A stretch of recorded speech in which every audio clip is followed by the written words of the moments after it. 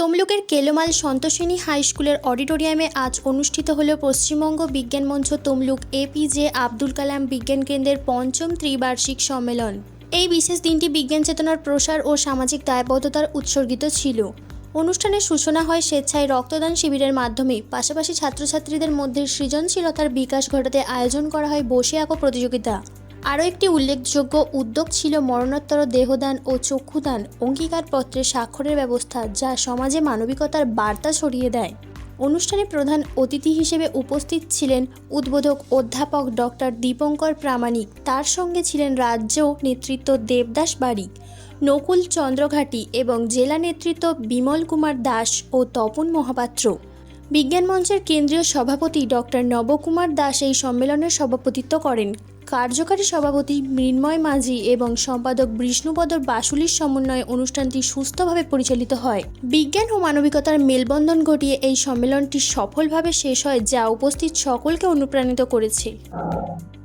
আচ্ছা, পূর্ব মেদিনীপুর জেলা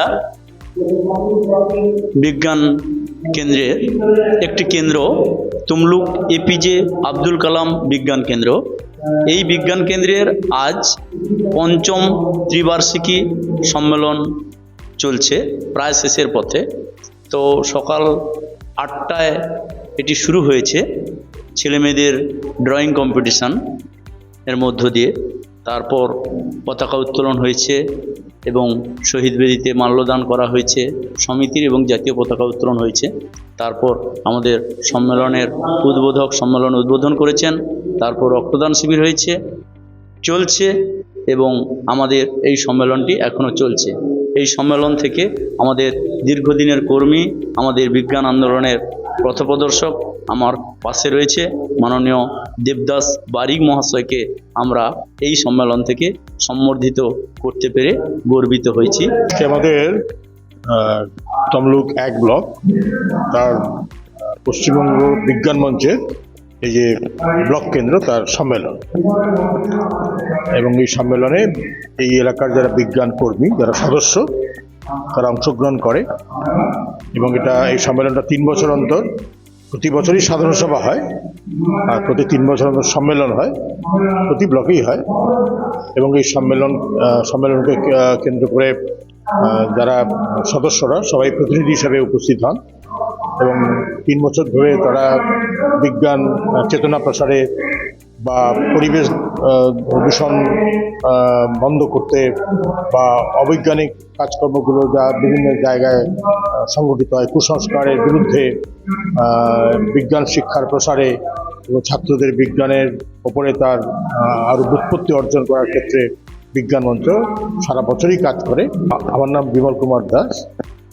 আমি এই পূর্ব মেদিনীপুর যে বিজ্ঞান সভা বা বিজ্ঞান সভা বলবো না, আমাদের যে জেলা কমিটি পশ্চিমবঙ্গ বিজ্ঞান মঞ্চের তার একজন কর্মী।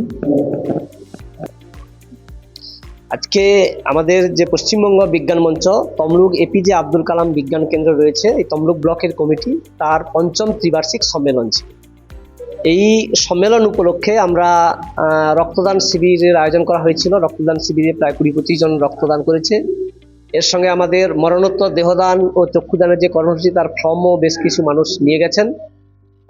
এছাড়াও এর আগে সকালবেলা প্রায় 70-80 জন ছেলে মেয়ে ড্রয়িং কম্পিটিশনে অংশগ্রহণ করেছিল, সেটা সকালবেলা কমপ্লিট হয়েছে। এবং এই সম্মেলনের মধ্য দিয়ে আমরা মানুষের কাছে, বিশেষ করে তমলুক বিজ্ঞান কেন্দ্রে তমলুক ব্লক এলাকায় মানুষের কাছে বিজ্ঞান মনস্কতার প্রসার যাতে ঘটে, বিজ্ঞান মনস্কতার প্রসারের মধ্য দিয়ে যুক্তিবাদী মন তৈরি হয়।